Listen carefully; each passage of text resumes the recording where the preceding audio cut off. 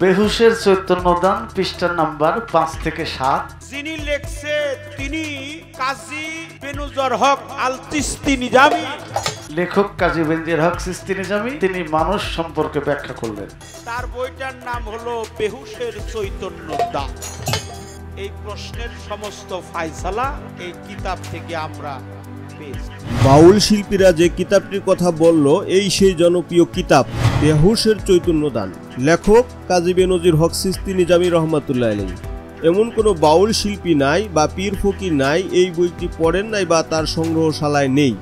বাউল শিল্পীরা যে তরিকতের কালেমা, নামাজ, রোজা, হজ, যাকাতের হাকিকত বর্ণনা করেন এবং মারফতের বা বেলায়েতের বেশিরভাগ আলোচনা করেন এই কিতাবটি থেকেই।